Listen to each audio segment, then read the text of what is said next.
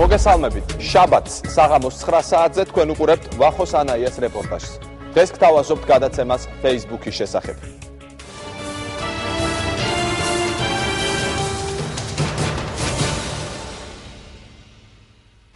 Facebook is a crime when people have too much time sending me requests, IQ and brain tests. It's no stinking joke. Facebook-ი შეშლილი მსოფლიო. Facebook-ელთა რიცხვი მალე მილიარდს მიაღწევს. რატომ მიეჯაჭვა მთელი მსოფლიო სოციალურ ქსელს? ყველაზე პოპულარული ვებგვერდი, სადაც წამში 10 ადამიანი რეგისტრირდება. მარკ ზუკერბერგისა და მეგობრების რევოლუცია. ჰარვარდის სტუდენტების აღმაფრენა. რატომ არ გაყიდეს ლიცენზია Facebook-ის შემქმნელებმა? ჩვენი ცხოვრების ავატარი, გადაცემა ჩვენზე, Facebook-ელებზე. Facebook-ი როგორც ავადმყოფობა, ნარკოტიკი და გართობის ახალი სტილი. კომპლექსები თუ თავისუფლება. გართობა, ნარცისიზმი და ყველაზე სასაცილო პოსტები. ვებგვერდზე გამოტანილი პირადი ცხოვრება. შესაძლებელია თუ არა იმის გაგება, ვინ ათვალიერებს ჩვენს გვერდს Facebook-ზე. რამდენად დაცულია სოციალური ქსელი. ოდნოკლასნიკიდან Facebook-ამდე. გამოცხადებული თვითმკვლელობა Facebook-ში. რატომ გვაფრთხილებს ობამა Facebook-ზე? Careful about what you post on Facebook. ალტერნატიული მედია, პოლიტიკური დებატების ადგილი, რეკლამა და ბიზნესი. სამსახურისა და მეორე ნახევრის ძებნა.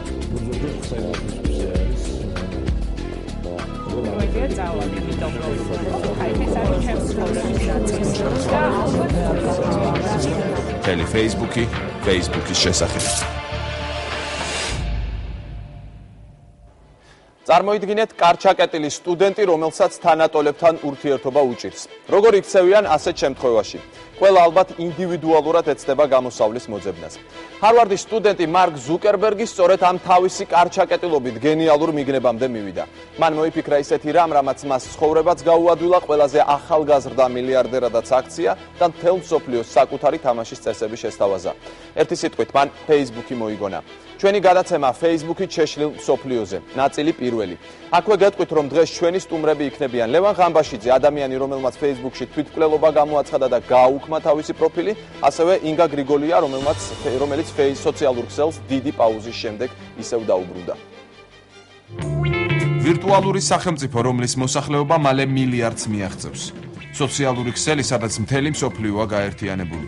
ყველაზე დემოკრატიული, ყველაზე თავისუფალი ვირტუალური სამყარო, სადაც ნებისმიერ ადამიანს შეუძლია ნებისმიერი აზრის გამოხატვა. ამ ინტერნეტ გვერდზე ყოველდღიურად საშუალოდ 80,000 ადამიანი რეგისტრირდება. მსოფლიოში კი Facebook-ის მომხმარებელთა რაოდენობა 9 მილიარდს დიდი ხანია გადააჭარბა. 2004 წელს ჰარვარდის სტუდენტებისთვის შექმნილი ქსელი დღეს სხვადასხვა ასაკის, სხვადასხვა სოციალური ფენის წარმომადგენლები, მსოფლიო ლიდერები, ბიზნესმენები, სტუდენტები და ცნობილი ადამიანები სარგებლობენ. Facebook-ი შედარებულია ვირტუალურ ნარკოტიკებთან, რომელზეც ადამიანი საათობითაა მიჯაჭვული. ხშირ შემთხვევაში კი თელ დღეებს ან ღამეებს უთმობენ. ბევრი შემოთავაზება გქონდა, მაგრამ ჩვენ არ ვაპირებთ კომპანიის გაყიდვას. ეს არ შედის ჩვენს ინტერესში. თავდაპირველად ჩვენ ყველა დეველოპერს, მნიშვნელობა არ აქვს არის თუ არა იგი Facebook-ელი, ვაძლევთ სოციალურ ქსელზე განცხადებების განთავსების საშუალებას. ეს კი ძალიან მიმზიდველია ბიზნესისთვის და ამავე დროს ჩვენი მომხმარებლებისთვისაც, რადგან Facebook-ი მათ სხვადასხვა ახალი სახეობის მომსახურებას თავაზობს. შედეგად ჩვენი მომხმარებლების ნახევარზე მეტი ყოველდღე შემოდიან Facebook-ის გვერდზე, იმიტომ რომ ეს არის კომუნიკაციის საუკეთესო საშუალება. მსოფლიოში დღეს Facebook-ის ბუმია. Facebook-ომანია აქამდე პოპულარულ სოციალურ ქსელებს მომხმარებელი წაართვა და თამაშგარე მდგომარეობაში დატოვა. Facebook-ზე მსოფლიოში საშუალოდ ერთ მომხმარებელს 120 მეგობარი ყავს და ის ყოველდღიურად საშუალოდ 45 წუთზე მეტ დროს უთმობს. ყოველდღიურად ამ ვებგვერდის სხვადასხვა ბლოგსა თუ მეგობრების ჩანაწერში მომხმარებელი საშუალოდ 25 კომენტარს აკეთებს და მინიმუმ 13 ჯგუფშია გაწევრიანებული. Facebook-ის სარგებლობა უკვე კომპიუტერის გარეშე, ტელეფონის საშუალებითაც შეიძლება. ნებისმიერ დროს, ნებისმიერ ადგილას, სადაც იჭერს ფიჭური კავშირგაბმულობა.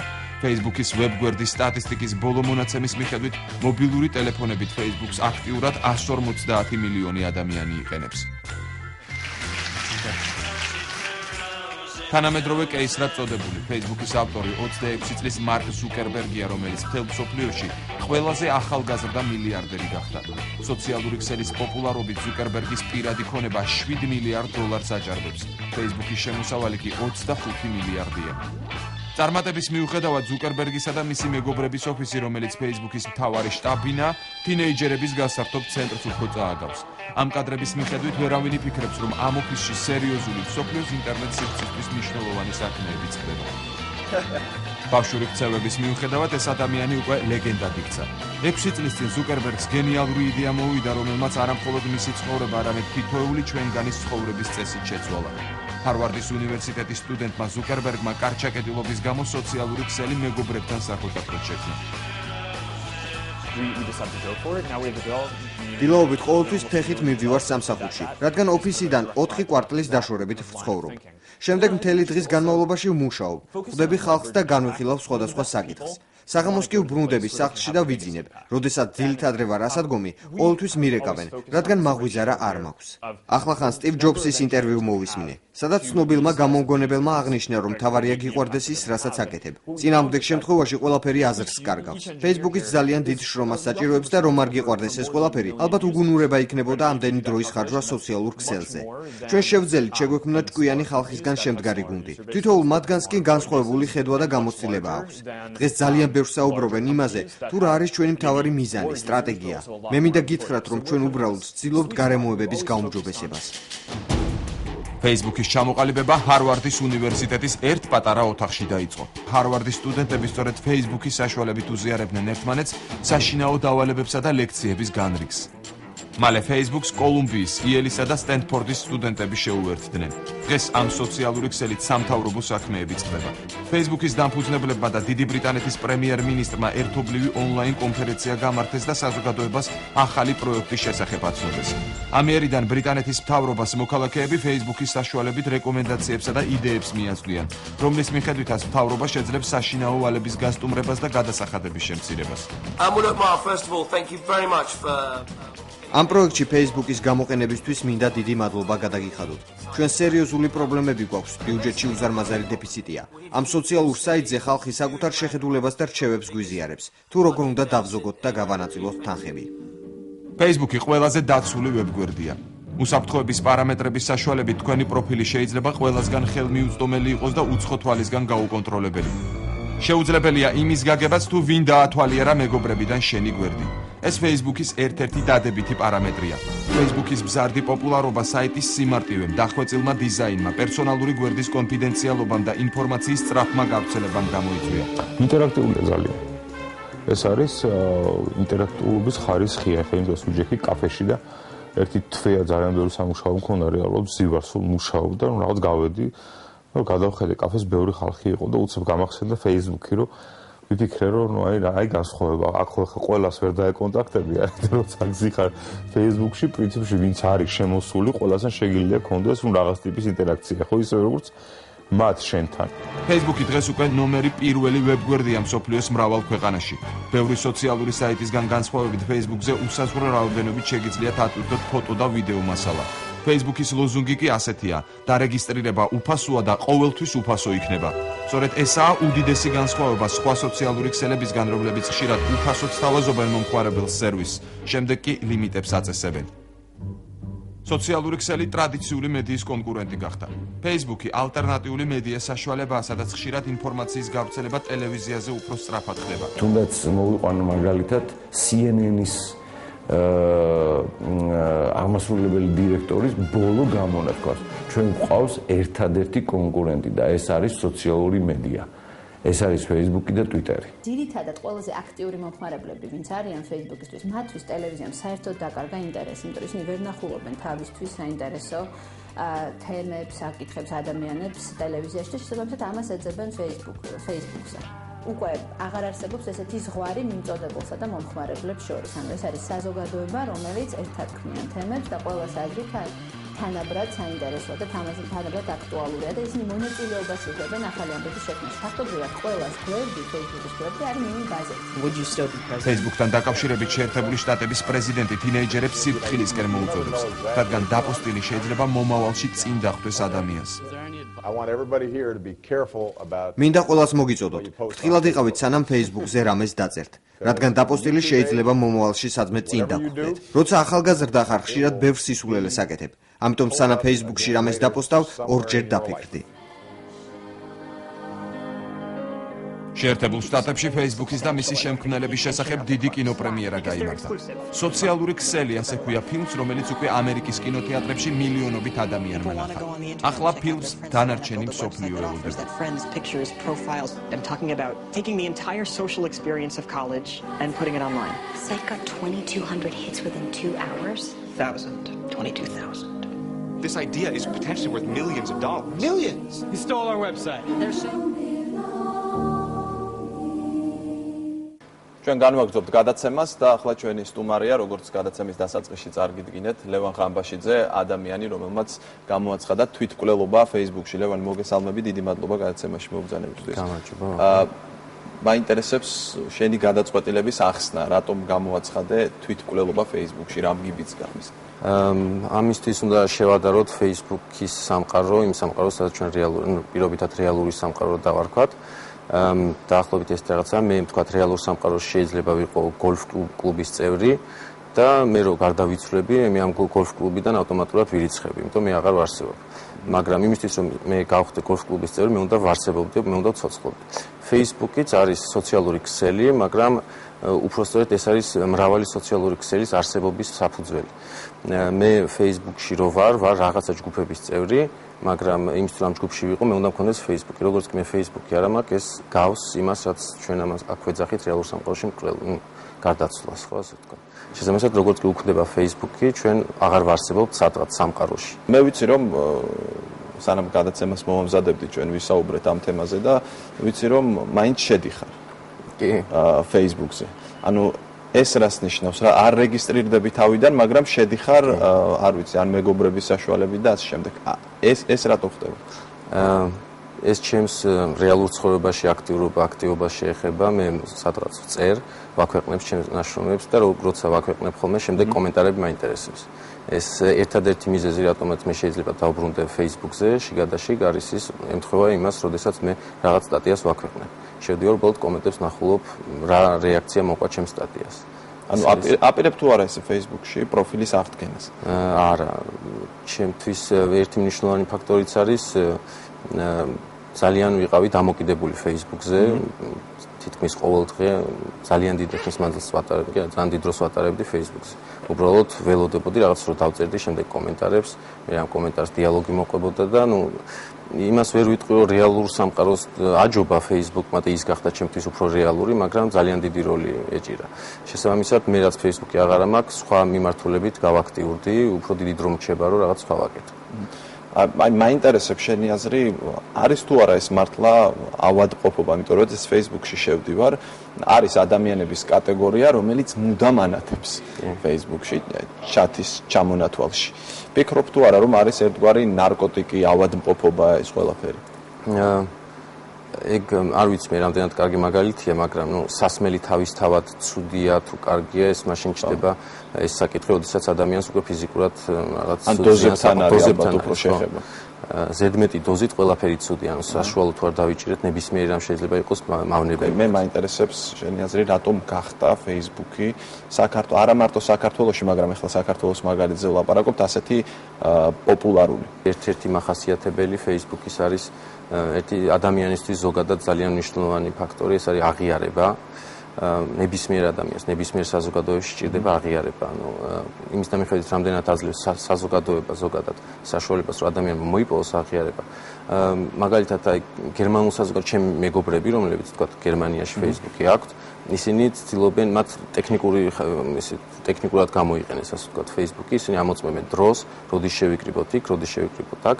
მათთვის იდეების გავრცელება პრობლემას არ წარმოადგენს, მათთვის გამოხატვის თავისუფლება მაგალითად რასაც უნდა იძახიან, Facebook-ი გაძლევს საშუალებას თქვა ის, რაც გინდა და შემდეგ ვისაც მოსწონს, ის დაწერს პირდაპირ რომ მოსწონს და შენ გაქვს ციფრით, რამდენ ადამიანს მოსწონს შენი გამონათქვამი სიტყვაზე. ან დადე რაღაცა YouTube-დან რაღაც სიმღერა სიტყვაზე და ისევ ბევრმა დაალაიქა, ბევრმა თქვა რომ ძალიან მიყვარს ეს სიმღერა, შეიძლება უცნობი ხალხი იყოს, მაგრამ შენთვის ეს გრძნობის დონეზე მაინც მნიშვნელოვანია. როგორც შეიძლება იყოს აქ რეალურ სამყაროში ფეხბურთელი წარმატებული და შენ ეს სიამოვნებდეს, Facebook-ში შენს კომენტარზე პოზიტიური კომენტარები ძალიან სასიამოვნო არის. ამიტომ ადამიანებს მოსწონთ Facebook-ში ყოფნა, იმისთვის რომ სწორედ ეს აღიარება მოიპოვონ. აი მე ერთ-ერთი ესეთი პოსტი წავიკითხე Facebook-ზე, უცხოეთში მცხოვრები ქართველის დაწერილი, რომ Facebook-ი საქართველოში არის რაღაცნაირად დეპრესიული. ანუ ის პოსტების მიხედვით მსჯელობდა ალბათ ჩემი აზრით უფრო და აი კამათის სიმძაფრიდან გამომდინარე ეთანხმები ამ აზრს შენ წყوار შეგინიშნავს რაღაც ესეთი რომ საქართველოში უფრო დეპრესიულია ეს სოციალური ქსელი ვიდრე სხვა. დეპრესიული გასაგებია, დეპრესიული ამ შემთხვევაში შეფასება არის სიამდვილეში როგორი რაღაცა ის Facebook-ი იმეორებს საზოგადოებას. ეს არის ჩემი ჰიპოთეზა ამ შემთხვევაში. დეპრესიulis რა მოგახსენოთ, არ ვიცი, მაგრამ მაგალითად ხშირად შეინიშნება ხოლმე ჩვენ კულტურაში ეს გამჯდარი ეგრეთ წოდებული ქუჩაში დგომა, რუსული ტერმინი ბირჟაობა რო გამოვიყენო, ეგეთი ელემენტები, მაგალითად ეუფ და სამი წერტილი, ხო, სიტყვაზე. არანაირი სოციალური ფუნქცია ამ გამონათქვამს არ აქვს, ხო? შენსომეთ ეუფ ან დავიღმშია სიტყვაზე. არაფერს არ წარმოადგენს გარდა იმისა, ბიჭები რო ერთად განან და შია და ხო, ეხა ხინკალს შევჭამდი და ასე შემდეგ, ხო? ანუ იმეორებს იმ კულტურას, რაც არის საქართველოში. ანუ ბირჟაც გადმოვიდა სხვა რაღაცებთან ერთად. ისახით ბირჟა არის Facebook-ზე, ერთ-ერთი ბირჟას გამაგრება არის, ის მუდამ ონლაინ ხალხი, შეიძლება დავარქვათ მას ბირჟავიკები ასე. გასაგებია და ბოლოს მინდა კითხო Facebook-ი არ იყო ასე ვთქვათ, პირველი სოციალური ქსელი საქართველოში, რომელიც ასე პოპულარული გახდა. იყო კიდევ ოდნოკლასნიკი, რომელსაც ასევე ბევრი მომხმარებელი ყავდა, სანამ ეს Facebook-ი გახდებოდა ესეთი პოპულარული და კიდევ უფრო პოპულარული ოდნოკლასნიკი იყო, ხო? თუ იყავი მომხმარებელი და აი რაღაცნაირად თუ შეგიძლია ეს ორი სოციალური ქსელი ერთმანეთს შეადარო.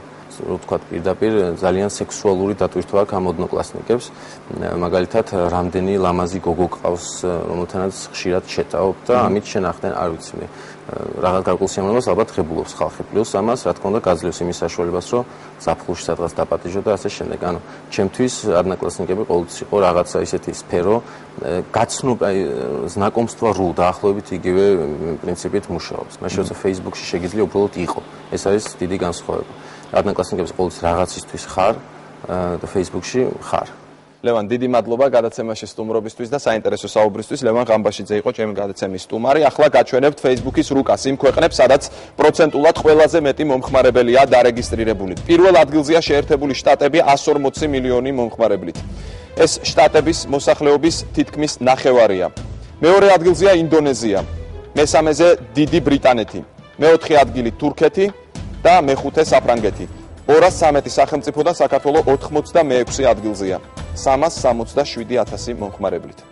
მათ სამყარო სულ ცოტა სამჯერ შეცვალეს. მისი ტვინი ალექსანდრიის ბიბლიოთეკის ტექნოლოგიური ეკვივალენტია. ყველაზე გამჭრიახი ახალგაზრდები. ასე აფასებს სოფლიო პრესა Facebook-ის შემქმნელებსა და დამფუძნებლებს.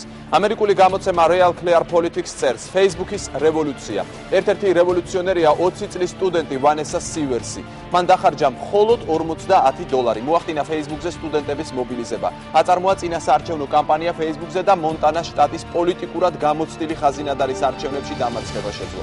მან ზუსტად იმდენი ხმით აჯობა ხაზინადარს მისსავე მშობლიურ ქალაქში, რამდენი სტუდენტიც იყო დარეგისტრირებული ამავე ქალაქის Facebook-ზე. ეს იყო უფრო მკვეთრი ხაზგასმა სოციალური ქსელების მნიშვნელობაზე, ვიდრე ბარაკ ობამამ განაცხადა.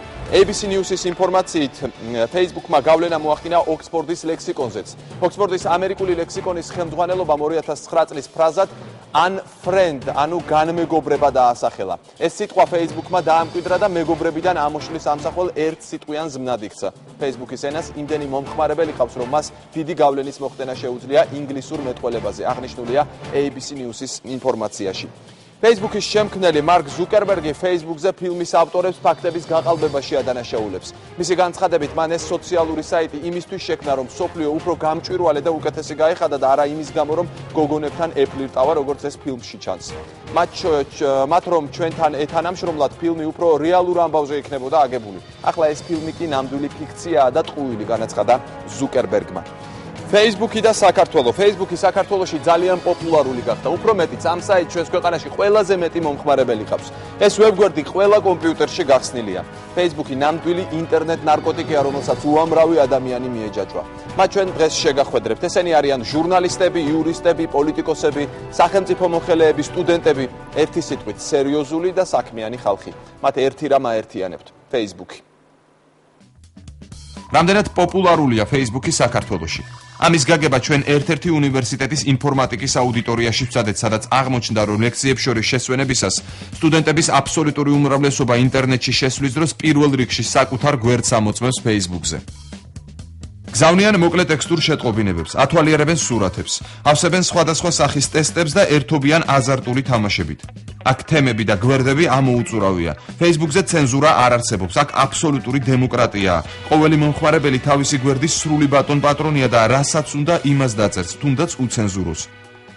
რუსთაველი იტყოდა რაღაც უტოპიური ფრაზა, რომ თხადამგელი ერთად ცოვდეს, ზუსტად აი ამ სივრცეში განხორციელდა. ანუ ადამიანების თითქმის ყველა, ასე ვთქვათ, სოციალური შრე ჩართულია ერთ კონკრეტულ სივრცეში, ისინი სრული ცენზურის გარეშე გამოხატავენ ამ კონკრეტულ შემთხვევაში, ვთქვათ, ლიტერატურულ ნაწარმოებზე და მათ აქვს ძალიან კარგი საშუალება იმისა, რომ უშუალოდ გააკრიტიკონ ან მოიწონონ ნაწარმოები მწერლის თანდასწრებით და მიიღონ მისგან მათთვის საინტერესო კითხვებზე ისეთ რეჟიმში პასუხი, სხვა რეჟიმში უბრალოდ არ ექნებოდათ მათ ამისი საშუალება. დაწყებული მობილური ტელეფონი და დამთავრებული ინტერნეტი და Facebook-ი, რა თქმა უნდა ვიყენებ და შეუძლებელია თანამედროვე 21 საუკუნეში, რომ ეს არ გამოიყენოთ, თუ კი რამის, თქო, გაგება გინდა, ამის ცოდნის გაღრმავება გინდა და პირიქით გადაცემა გინდა.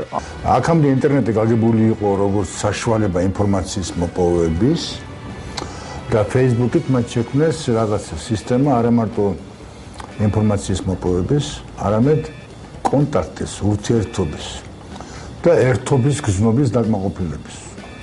გაჩნდა ახალი ტერმინებიც: დაალაიქა, დაპოსტა, დალინკა, დააკომენტა, დააშიარა.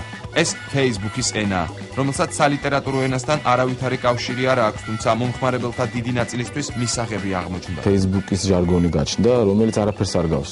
ეს არც ლიტერატურაში გვინახავს ესეთი რაღაცა, არც წიგნებიდან ამოგვიკითხავს, არც ტელევიზია გვესაუბრება ამენით.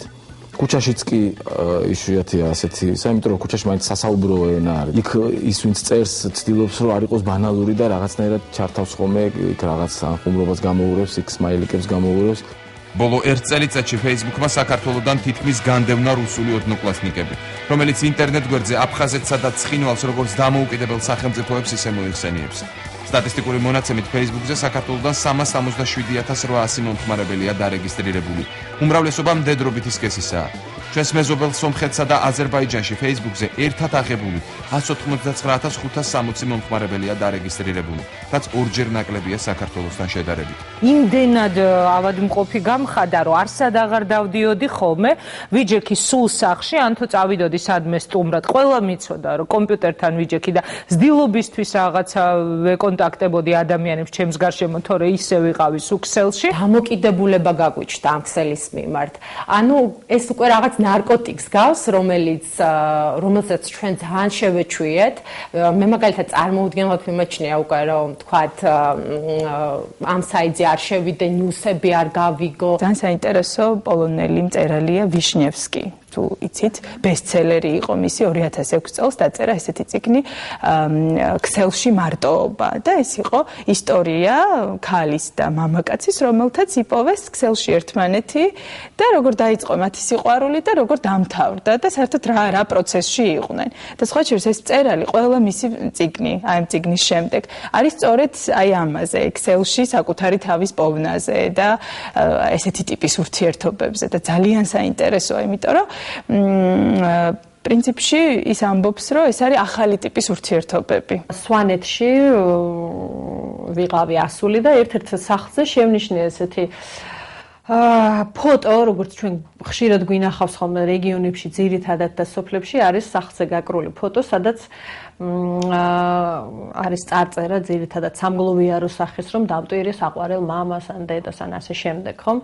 მაშინ გამიჩნდა რაღაცნაირად პარალელი გავავლე Facebook-თან და მივხვდი, რომ ისევე როგორც ამ ოჯახს, რომელსაც აქვს ტრაგედია, რომელსაც დაკარგა უახლოესი ადამიანი, მას სურს გაუზიაროს ეს ნებისმიერ ახლობელს თუ უბრალოდ მის სახლთან ჩამვლელს, ხომ? და ვიფიქრე, რომ Facebook-იც სწორედ ამის საშუალება არის, რომ გამოხატო შენი ემოცია, იქნება ეს ბედნიერების ემოცია, იქნება ეს უბედურების ემოცია. Facebook-ი საქართველოში ნომერი პირველი საიტი გახდა. პოპულარობიდან გამომდინარე, სულ უფრო მეტი კომპანია ათავსებს რეკლამას Facebook-ზე. იხსნება სპეციალური გვერდები, სადაც ქსელის საშუალებით მომხმარებელს საკუთარი პროდუქცია უნდა შესთავაზონ. რეკლამა 1 დღე მინიმუმ $1 ჯდება. მცირე და საშუალო ბიზნესისთვის Facebook-ი ეს არის ხსნა. იმიტომ რომ ტელევიზიით რეკლამა, მან, წარმოიდგინეთ, ერთი კლიპი რო გაუშვას 30 წამიანი ტელევიზიით.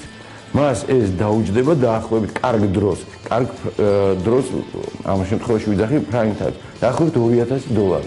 Facebook-ის საშუალებით შესაძლებელია კადრების მოზიდვაც. ამის საუკეთესო მაგალითია ჟურნალ ტაბულას რედაქციის გადაწყვეტილება. ვისაც ხედავთ აქ ჩემს თანამშრომლებს, ამათი დიდი ნაწილი სწორედ Facebook-ის საშუალებით შეირჩა. მე და ჩემი მეგობრები, ვინც ინიციატორები ვართ ამ ჟურნალის იდეის სწორედ Facebook-ის საშუალებით ვეძებდით ადამიანებს. Facebook-ის მომხმარებელი არის თითქმის ყველა ჩემი თანამშრომელი, მეტნაკლებად ინტენსიურად. ხშირად გავბრაზებულ ვარ მათზე, იმიტომ რომ სამუშაო პროცესში ფიქრობდი, რომ ხელს უშლიდა და ერთხელ გადავწყვიტე, რომ საერთოდ დამებლოკა რა.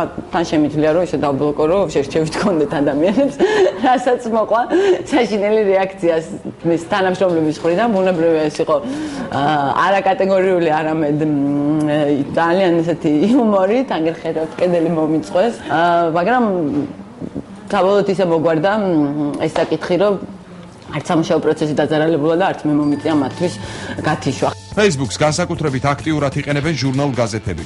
მკითხველების მისაზიდად გახსნილია სპეციალური გვერდები, სადაც Facebook-ის მომხმარებლებს საშუალება აქვს სხვადასხვა სტატიის შესახებ დისკუსიებში მიიღონ მონაწილეობა და რედაქციებს თავიანთი შენიშვნები თუ ინფორმაცია გაუზიარონ. გაზეთი ერთგვარი ცოცხალი ორგანიზმი გახდა, რაც ჩვენ Facebook-ზე დავრეგისტრირდით. ანუ მას შეუძლია უკვე მკითხველთან საუბარი. ასე ვთქვათ, შესვლა დისკუსიაში, საუბარი კითხვებზე, საინტერესო კითხვებზე პასუხის გაცემა და რა თქმა უნდა ძალიან მნიშვნელოვანია ეს ჩვენთვის, იმიტომ რომ ჩვენ ვიგებთ რა აზრისაა მკითხველი ჩვენზე, გვაძლევენ რჩევებს, გვისვამენ კითხვებს. ყოფილა ესეთი შემთხვევები, მაგალითად, როდესაც ან ფიზიკურად ვერ მოახერხეთ შეხვედრა ვთქვათ დიზაინერთან და პირდაპირ მიმიცა ჩემ Facebook-ი და ნახოს ჩემი ფოტოები. შეიძლება ვერ ნახო ბევრი მეგობარი, ყოველთვის არ გაქვს ამის დრო და საშუალება, რომ ნახო ისინი, ამიტომ მათთან კონტაქტი, თუნდაც ნაცნობებთან კონტაქტი, საუკეთესო საშუალება ნამდვილად. Facebook-ის აქტიური მომხმარებელია ნატოს გენერალური მდივანი. რასმუსენს 1000-ზე მეტი ქართველი მეგობარი ჰყავს. ეს ფაქტი ნატოს გენერალურმა მდივანმა ჩანაწერებშიც აღნიშნა. Facebook-ი არც ქართველი პოლიტიკოსების სიმწირეს განიცდის. აქ გვერდები გახსნილი აქვთ მინისტრებს, დეპუტატებს, პოლიტიკური პარტიების ლიდერებს, რომლებთანაც ნებისმიერ მომხმარებელს შეუძლია დაკავშირება და აზრის გაზიარება სწორედ Facebook-ის საშუალებით. Facebook-ში მყავს ისეთი მეგობრები, როგორც არის მაიკ მაკფოლი, პრეზიდენტ ობამა მრჩეველი, ადმირალი სტავრიდისი, ცენტრალური ხელმძღვანელობის გაერთიანებული შტაბების უფროსი. ძირითადად მათთან საკომუნიკაციოდ, ბუნებრივია სამსახურებრივად სხვა ფორმატს ვიყენებ, თუმცა გარკვეული სოციალური ტიპის ინფორმაციას ერთმანეთში ვცვლით ხოლმე სწორედ Facebook-ის საშუალებით. პრეზიდენტ ობამასთან ერთ ფოტო გადავიღე, როდესაც რწმუნებათა სიგელები გადავეცი. ასევე ეს ცერემონიალური მომენტი არის ყველა ელჩი, როდესაც ჩადის ქვეყანაში იღებს. და ჩავთვალე საჭიროდ, რომ საინტერესო სურათი იყო, სწორედ ესეთ ფართო საზოგადოებას რო ენახა, ამიტომაც ავდირდე. ქართველი პოლიტიკოსებიდან Facebook-ი განსაკუთრებით სასარგებლო რეინტეგრაციის სამინისტროსთვის აღმოჩნდა. ორი კონკრეტული მაგალითი შემიძლია გავიხსენო, როდესაც პირველ რიგში ეს თემები Facebook-ში გაიხსნა, ეს იყო ბენეტონის მაღაზიის გახსნა სოხუმში და ეს იყო უკრაინაში მაკდონალდში რეკლამის ტრიალი, სადაც აფხაზად იყო მოხსენიებული ცალკე. ეს ინფორმაცია პირველად ჩვენთან მოვიდა Facebook-იდან, რასაც მე ჩვენ რეაგირება მოვახდინეთ. ასევე შემიძლია გითხრათ, რომ Facebook-იდან პირველ რიგში მოხდა რეაგირება National Geographic-ის ვებგვერდზე აფხაზეთის ცხინვალის რეგიონის ცალკე მოხსენება. ანუ ეს არის საშუალება, რომ მოსახლეობამ აქტიურად მიიღოს როლი ჩვენ ინფორმირებულებაში იმ დარღვევებზე, რომელიც შეიძლება ჩვენ ეგრევე ვერ გავიგოთ, მაგრამ ეს მოსახლეობა აქტიურად რეაგირებს და მინდა გითხრათ, რომ ხშირ შემთხვევაში ისინი უფრო ადრე იგებენ, ვიდრე სხვა წყაროებით შეიძლება ჩვენ გავიგოთ. ვისაც დებატები და კამათი უყვარს, შეუძლია დავით ზურაბიშვილს დაუკავშირდეს Facebook-ზე, რომელიც ყოველთვის ხარე დებატებშია ჩართული. ძირითადად კი თეა თუთფერიძეს ეკამათება ამ უკანასკნელს Facebook-ის ეგრეთ წოდებულ ფრენდებში აშკარად არ გაუმართლა, რადგან თუთფერიძე ხშირად სწორედ ვირტუალური მეგობრების მხრიდან კრიტიკის, ხშირ შემთხვევაში კი ლანძღვაგინების სამიზნე გამხდარა. უმასე ხელისუფლების მომხრე ყველაზე ცნობილი ალბათ თეა თუთფერიძე. ვინც მეგობრებშია. ძირითადად კამათობთ ხოლმე. ძირითადად ხუმრობით ვეკამათებით, ახლა მაინც რაღაც სერიოზულ პოლემიკაში არ შევდივარ მასთან, მაგრამ ხანდახან თავს ვერ ვიკავებ ხოლმე და რაღაც ესეთ როგორც ჟარგონი ვიხმარო, წავეიაზმები ხოლმე. ვარფერ ძალიან მშვიდად, წყნარად ამ ადამიანებს აქვთ უფლება, როგორც უნდათ ისე გამოხატონ თავიანთი მოსაზრება, მთავარი ისინი ჩაჯდნენ კანონის ფარგლებში. ამ შემთხვევაში ჩემთვის ეგ პრობლემას არ წარმოადგენს, მე სპეციალურად ვამატებ ესეთ ადამიანებს, რომ მათ დაინახონ, რომ ისინი არ არიან მარტო ამ ქვეყანაში და არსებობს საზოგადოების სხვა ნაწილი, რომელსაც გაცილებით ინტელექტუალურად, გაცილებით უფრო დასაბუთებულად, არგუმენტირებულად შეუძლია თავიანთი მოსაზრებების, ასე ვთქვათ, წარმოთქმა, შეფასებები გარკვეულ საკითხებთან მიმართებაში და როდესაც ადამიანს არ აქვს არგუმენტი, როდესაც მას არც განათლება უწყობს ხელს და არ შეუძლია დისკუსიაში მონაწილეობის მიღება, მე გადადიან შეურაცხყოფაზე. Facebook-ის საშუალებით ძალიან ბევრი მძიმე ავადმყოფსა და სოციალურად დაუცველ ადამიანს დახმარება აღმოუჩინეს. ჟურნალისტ ია ანთაძის ორგანიზებით კი Facebook-ელებმა უმოკლეს დროში ხანძრის შედეგად ღიაცის ქვეშ დარჩენილ კახაბრიშვილების ოჯახს ფინანსური და მატერიალური დახმარება აღმოუჩინეს. ძიმე ბიოგრაფიის ოჯახი, რომელიც იყო შესახლებული უცხოური ორგანიზაციის Every Child-ის მიერ ნაყიდ სახლში, მათ შეემთხვათ ესეთი უბედურება, რომ ძალიან დიდი სიცხე როცა იყო საქართველოში 10 აგვისტოს დაიწვა მათი სახლი მთლიანად. 4 დღეში სწორედ Facebook-ის და ბლოგის მეშვეობით მოხერხდა იმდენი ნივთის და პროდუქტის თავშეყრა ჩვენს ორგანიზაციაში სამოქალაქო განვითარების ინსტიტუტში, რომ 2 მანქანის საბარგულში ვერ ჩავდიეთ ესე იგი ეს ნივთები და პროდუქტი. მოხერხდა იმ ოდენობის თანხის მობილიზება, რაც არის აი სულ მინიმუმი იმისთვის, რომ რაღაცა ჭერი მაინც ამ ადამიანებს ჰქონდეთ.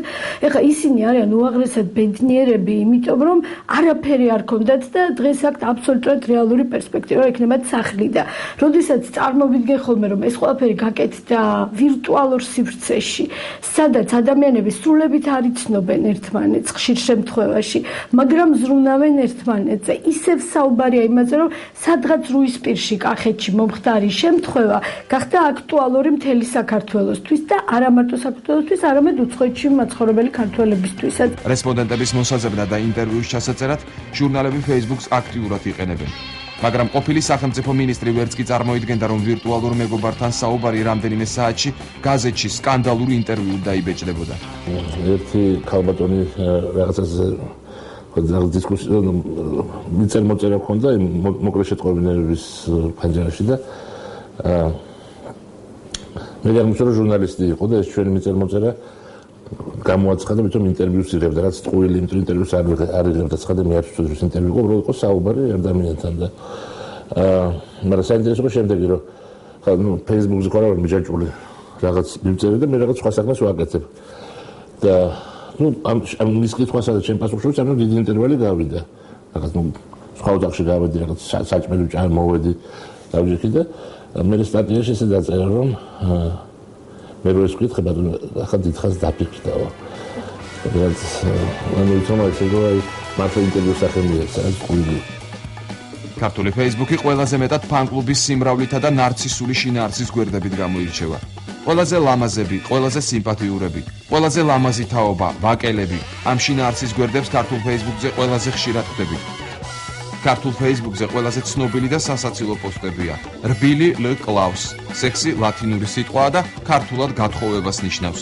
ქართველებისგან განსხვავებით დასავლეთის ქვეყნების აბსოლუტურ უმრავლესობაში Facebook-ელები მეტი თავშეკავებულობით გამოირჩევიან. ინგლისურენოვანები არასოდეს არ შედიან ერთმანეთთან, ასე ვთქვათ, ანტაგონისტურ კამათში, დისკუსიაში. თუ მათ რაიმე არ მოსწონთ, ისინი უბრალოდ ამაზე კომენტარს არ აკეთებენ. ანუ ერიდებიან რაღაც ცხად დაპირისპირებას. მაშინ, როდესაც ქართველების უმრავლესობა პირიქით ისწრაფის ასეთი ცხადი დაპირისპირებისაკენ და ეს არის ჩვენი საჯარო სივრცის ერთ-ერთი თვისება, მე არ ვიცი ახლა ეს დადებითია თუ არ ყოფითი. Facebook-ზე თქვენ მარტო არ ხართ. აქ არიან როგორც ვირტუალური, ისე ნამდვილი მეგობრები, ოჯახის წევრები, მეუღლეები, შვილები და მშობლები. Facebook-ი მილიონობით ადამიანისთვის ცხოვრების წესი და ალტერნატიული რეალობა გახდა. და ჩვენ კვლავ პირდაპირ ეთერში ვარ და ახლა ჩვენი სტუმარია ინგა გრიგოლია. ინგა, მოგესალმები, დიდი მადლობა გადაცემაში სტუმრობისთვის. საღამოშიდობისა, დიდი მადლობა შენ მოწვევისთვის. განვაგრძოთ მოკლედ Facebook-ზე საუბარი. მე მახსოვს ოდნოკლასნიკზეც იყავი დარეგისტრირებული და მეც ვიყავი და ალბათ ძალიან ბევრი ადამიანი მე მგონი მთელი საქართველო, მაგრამ შემდეგ ისე მოხდა, რომ Facebook-მა ჩაანაცვლა ძალიან წარმატებით ეს ოდნოკლასნიკი. აი კონკრეტულად Facebook-მა რითი მიგიზიდა? უფრო ხშირად ვარ ხოლმე აი ამ ვირტუალურ სამყაროში ვიდრე რეალში. შესაბამისად ძალიან მივეჯაჭვე თავიდან იმ საიტსაც, მაგრამ მივიღე სრული შოკი, როდესაც აღმოჩნდა, რომ ერთ დღეს გამიტეხე საიტი და ჩემი პირადი მიმოწერა იყო სხვისთვის. ესე ადვილად ხელმისაწვდომი. გავაუქმე საიტი, გავძელი ზუსტად 3 თვე, ეს იყო წამების 3 თვე, იმიტომ რომ ყოველ დღე მეძახდა კომპიუტერი, რომ მოდი, დაჯექი და მე ჩემ თავს ვებრძოდი, რომ არა.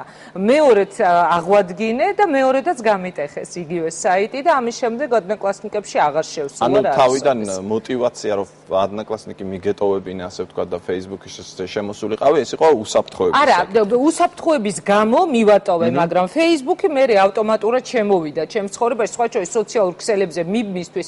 მე მყავს ეს იგი აღმოჩენილი ამ სამყაროში ადამიანი, რომელიც ჩემზე როგორც წესი მუშაობს ხოლმე სასოფო მოსვიძე. იმ ოდნოკლასნიკების საიტზეც მისი წყალობით აღმოჩნდი, მან დამარეგისტრირა და შემდეგ Facebook-ზეც დამემართა იგივე ოღონდ კი არ გამიტეხეს საიტი.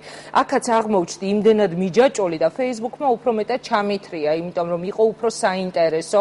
Facebook-ი იყო ჩემთვის უფრო მნიშვნელოვანი, ვთქვათ, ჩემთვის საინტერესო ნიუსების მიღების თვალსაზრისით რაღაც ერთგვარ ალტერნატიულ მედია თითქოს ჩამოყალიბდა, რომ ბუნებრივია ხა ჩემი და შენი პროფესიის ადამიანი მომენტალურად მიეჯაჭვებოდა ხო Facebook-ს. იქიდან უბრალოდ გამოვედი, იმიტომ რომ ერთ დღეს მართლა არ მინდა რომ გავაზვიადო, მაგრამ ჩემს თავთან ერთად უცბად აღმოვაჩინე, რომ მე აღარ ვარსებობ. ვარსებობ მარტო ეკრანზე, როცა მიმყავს გადაცემები და შემდეგ ვარსებობ Facebook-ში, ვარსებობ ინტერნეტში. ეს იყო შოკი, შოკური რაღაც დამემართა. ანუ რაღაც დოზით კი არა, სერიოზული დოზით ადამიანებს შეიძლება რეალობის შეგრძნებაც დაეკარგოთ ამის თქმა მე დავკარგე რეალობის შეგრძნება და ჩემს მეგობრებს ვეუბნებოდი, რომ მე აი პირველად რატომ გავაუქმე შემდეგ Facebook-ზე ჩემი გვერდი. ერთი პერიოდი აქედანაც გავედი, იმიტომ რომ ერთ დღეს აღმოვაჩინე, რომ ამბები, რომელიც მეგონა რომ ხდებოდა ჩემს თავს, სინამდვილეში არ ხდებოდა, ანუ რეალური აღარ იყო ეს ამბები, იყო რაღაც ზღაპრის მაგვარი, იმიტომ რომ ეს ხდებოდა ვირტუალურად. აი მეგობრები, რომლებსაც დიდი ხანი ვერ ვნახულობდი, უცბად გამიქრა მათი მონატრების განცდა, იმიტომ რომ სულ მყავდნენ, რაღაც ჩემი პირადი ამბები, ჩემთვის საინტერესო მთავარი ამბები, რომელიც სამსახურებრივად იყო ძალიან მნიშვნელოვანი და უცბად აღმოჩნდი, რომ სახში მივრბივარ. ანუ სამსახურში აი ამ სტუდიიდან გავდივარ თუ არა, ერთი სული მაქვს, ჩავხტე მანქანაში და გავიქცე სახში, იქაც შევარდე ინტერნეტში და ამან მართლა ისეთ შოკში ჩამაგდო, რომ გავაუქმე აქაც ჩემი გვერდი და ამ ზაფხულს აღვადგინე კვლავ. იგივე პროცესი ხო არ დაიწყო ეხლა ისევ შენ ცხოვრებაში? იცი რა, არა და ეხლა ვაკონტროლებ თავს, რომ ესე აქტიურად დილიდან ღამემდე აღარ ვიჯდე Facebook-ზე, იმიტომ რომ ეს არის რაღაც უცნაური სენი, მე არ ვიცი ეს რა არის, მაგრამ შეიძლება ეხლა შენ წეღან ქვეყნების ჩამონათვალი გააკეთე, სადაც ყველაზე აქტიური არის მომხმარებელი Facebook-ს, მაგრამ ჩვენ უბრალოდ ვართ სიდიდით ალბათ ძალიან პატარა ქვეყანა, თორე რეიტინგის, რასაკვირველია, რეიტინგის თვალსაზრისით Facebook-ის მომხმარებლების ალბათ არ ჩამოუვარდებით არც ერთს, იმიტომ რომ სადაც შედიხარ, რომელ ოფისშიც არ უნდა შეხვიდე, ესაა მედია საშუალება, ესაა პოლიტიკური ორგანიზაცია თუ ესაა სამედიცინო თუ არა აქვს მშობა საგანმანათლებლო, პირველი რაც მოხვდება თვალში, ეს არის Facebook-ი, ჩართული საიტზე არის ყველა. მე ვერ გეტყვი რომ ეს ცუდია. ჩემთვის პირველ რიგში დილა იწყებოდა აი ესე. ეხლა რამოდენიმე ხანია დაახლოებით 1-10 დღე ესე ვცდილობ რომ აღარ ვიჯდე დილიდან ღამემდე, მაგრამ ძირითადად დილა იწყებოდა ესე ვიღვიძებ მომენტალურად შევდივარ Facebook-ზე, ვიგებ ყველაფერს, რაც მაინტერესებს და რასაც რომ მოკვდე ვერ გაიგებ ტელევიზიიდან. ანუ Facebook-ი არის ალტერნატივა, ჩაენაცვლა რა. დიდი ამბავი თუ შენ მე რაღაც ამბავს დამიმალავ, თუ შენ რაღაცას დამიბლოკავ და ცენზურას გაატარებ, ეს მაინც გახდება საზოგადოების. ძალიან დიდი ცდუნებაა, ალბათ დამეთანხმები წითელი ციფრები რო ანთებული, რო არ მიაჭირო ამას Facebook-ზე. ძალიან დიდი ცდუნებაა და აი მე მინდა როგორც პოლიტიკოს დაგისვა ახლა ეს შეკითხვა ხედავ პოლიტიკოსებს Facebook-ში, რომლებიც მონაწილეობენ დებატებში და ძალიან ცხარე დებატებში. შენ მგონი ამ კუთხით არ იყენ. რატო? მე მაქვს გადაწყვეტილება ესეთი ძალიან მყარი, რომ არ მინდა იგივე თემა განვაგრძო, რითიც ვცხოვრობ Facebook-ს მიღმა. მე რომ ეხლა შევიდე Facebook-ზე დებატებზე, ეს იქნება, არ ვიცი, საბოლოოდ ვეღარასოდეს ვეღარ გამოვალ იქიდან. ადამიანებს გვაქვს უკვე პარალელური ცხოვრება. გარდა იმისა, რომელიც შეიძლება მთელი დღის განმავლობაში უფრო მეტ დროს იკავებს, ვიდრე რეალურ ცხოვრებაში. რასაკვირველია და ეს მე ვთვლი, რომ ეს არის 21 საუკუნის ცხოვრება. ეს არის, აი მე გეტყვით, ლონდონში რო ვიყავი ძალიან მოკლე პერიოდის განმავლობაში, მაგრამ პირველი რაც თვალში საცემი და აღმოვაჩინე, ზუსტად ანალოგიური იყო იქაც მდგომარეობა.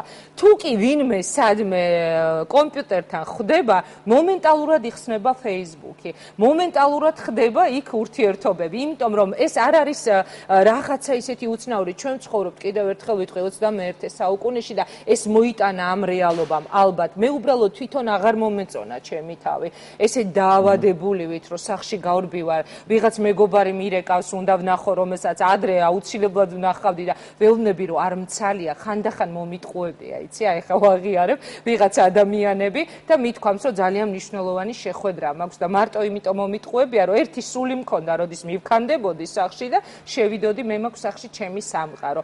ოთახი, რომელსაც მიკეტავ, კარს ჩაკეტავ და შედიხარ ამ ინტერნეტ სამყაროში და იქ მთავდება. სხვათა შორის დილის 6 საათამდე, 7 საათამდე ათენებ. მერე უცბად აღმოაჩენ, რომ 11 საათზე გაქვს საქმე და უკვე უნდა იყო ფორმაში, იმიტომ რომ უნდა იყო მზად და თან უნდა იყო ძალიან free, იმიტომ რომ უნდა ესეთი თავისუფალი ადამიანის განცდა უნდა კონდეს და ვერ ხარ ეს თავისუფალი, იმიტომ რომ თავი გაქვს უძილობი დამძიმებული, თავში გაქვს რაღაცა ძალიან მძიმე ღამე. ხშირი შემთხვევა ადამიანებს სახეზე ეთყობათ ხოლმე დილით, რომ ხო არ იყვნენ გვიანობამდე Facebook-ში. მაგრამ მე მინდა ერთ საკითხი შევეხოთ, შეეხე პრინციპში შენ უკვე ეს არის ასე ვთქვათ თემა მედია ხომ არ ჩაანაცვლა გარკვეულწილად Facebook-მა ამ თავისი დებატები და შეიძლება ითქვას, რომ ქართული Facebook-ი ძალიან პოლიტიზირებულია და უფრო ხშირად რა თქმა უნდა არის პირად საკითხებზეც ლაპარაკი, მაგრამ პოლიტიკა არის მართლა თვალშისაცემი და აი რას ფიქრობ ამ კუთხით, რატომ მიიღო ესეთი დატვირთვა, პოლიტიკური დატვირთვა ქართულმა Facebook-მა? პოლიტიკური დატვირთვა მიიღო პირველ რიგში იმიტომ, რომ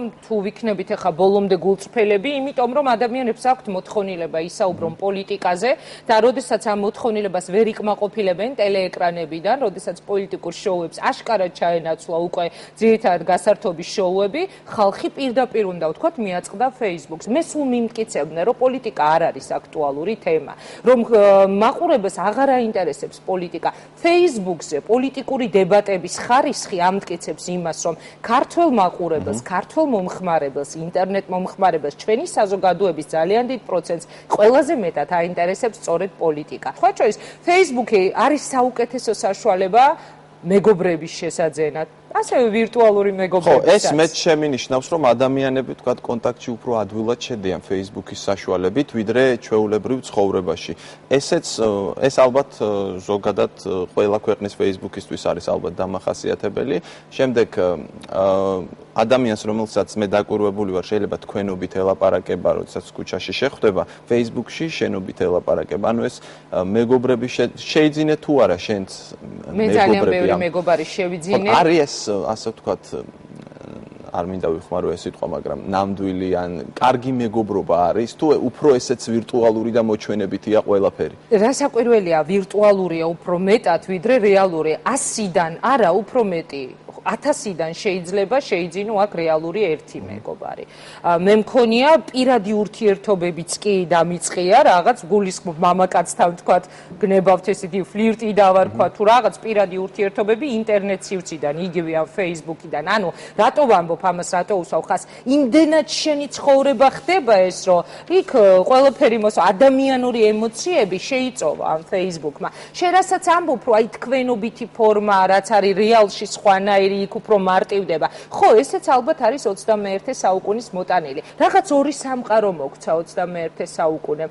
ერთი სამყარო, რომელშიც ვცხოვრობთ და მეორე, რომელშიც ასევე ვცხოვრობთ. სადაც გარბი ხარ, მიდიხარ და ხარ ბედნიერი, შენია, შენი სამყაროა, შენი მეგობრები ყავს, შენი პირადი ურთიერთობები, შენი პოლიტიკური ინტერესები ან არაპოლიტიკური ინტერესები, ცხოვრობ სტატუსებში გამოხატული ემოციები, ფანტასტიკური საშუალება არის რჩევებისთვის. პირდაპირ უნდა ვთქვათ, არის მეორე ცხოვრება, რომელიც იწყება ესე რაღაც ასაკიდან, თინეიჯერობიდან უკვე, დღეს უკვე გადავხედათ Facebook-ის მომხმარებელთა ასაკს და ალბათ გრძელდება იქამდე, ვიდრე შენ ცხოვრობ, ცოცხლობ. ეხლა 80 წლისას მომინდებოდა თუ არა Facebook-ზე უმჯდარიყავი, არ ვიცი, მაგრამ დღეს ვერ ვახერხებ იმას, ან არც მაქვს სურვილი, რომ წავიდე ამ სივრციდან. თუმცა ვაკონტროლებ ჩემს თავს, იმიტომ რომ ეს არის ძალიან საშიში პარალელურად იმისათვის, რომ შენ დაკარგო რაღაც სიგნალები რეალთან. ინგა, ძალიან დიდი მადლობა გადაცემაში სტუმრობისა და საინტერესო საუბრისთვის. შენ და მომავალ შეხვედრამდე Facebook-ში. მომავალ შეხვედრამდე Facebook-ში. ჩვენი სტუმარი იყო ინგა გრიგოლია. დღევანდელი გადაცემა ამით დასრულდა. შევხვდებით ერთმანეთს მომავალ შაბათს საღამოს 9 საათზე პირველ არხზე. ასევე გიტოვებთ მომავალი გადაცემის ანონსს, ვფიქრობ თემა ყველასთვის საინტერესო იქნება. ნახვამდის.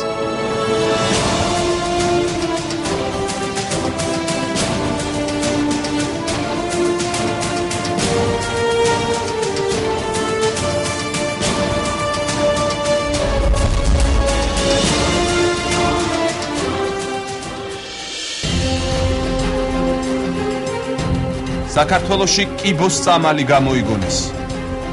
ასობით მომაკვდავი ადამიანი, რომლებიც კიბოსგან, ნარკომანიისგან, გაფანტული სკლეროზისგან, ჰეპატიტისგან, ლეიკემიისგან, ცერებრალური დამბლისგან, შიდსისა და სხვა უმძიმესი დაავადებებისგან განიკურნენ.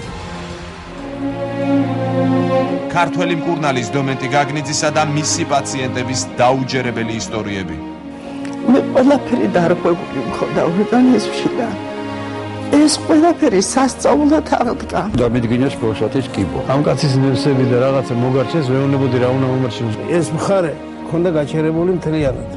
ჩვენი გადაცემის შემდეგ თქვენ გეცოდინებათ მკურნალობის მეთოდი, რომელმაც შესაძლოა სიცოცხლე გადაგირჩინოთ. წამლის გამომგონებელს რეცეპტის სანაცვლოდ 500 მილიონს თავაზობენ.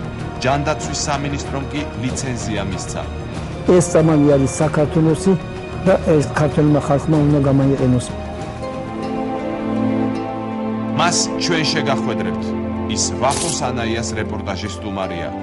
გვაქვს თუ არა საქმე გადატრიალებასთან მეცნიერებაში. კიბოს წამალი და პროფესიონალების აზრი. როგორ იქმნება კიბოს წამალი? დომენტოლი და გაგნოლი. შაბათს საღამოს 9 საათზე პირველ არხზე.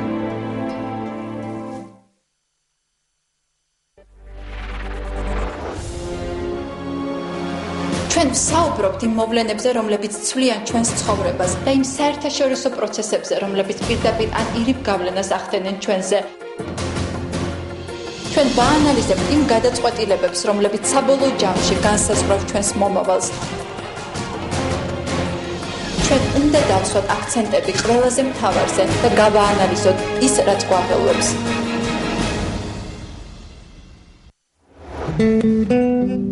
პირველი არხის რადიო სინდიკატის და Eastern Promotion-ის ერთობლივი პროექტი. თბილისი მე-13 საერთაშორისო ჯაზ ფესტივალისთვის ემზადება. რაც შეეხება სტივ გატს, მას აქვს რეკორდული რაოდენობა ჩანაწერების. მასზე მეტი არავის არ აქვს დაკრული ჩანაწერებზე, დისკებზე. როგორი იქნება წელს ტრადიციული ფესტივალი? ვინ გვესტუმრება? როუსმენ მაკოიტაინერს იმ პერიოდისას ეს თითქოს როიალს ეშხება რაღაც ზღვა. ტალღებით მოდის აკორდება.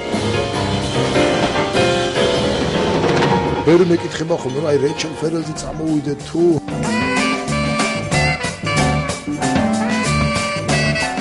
დაენ რივსი არის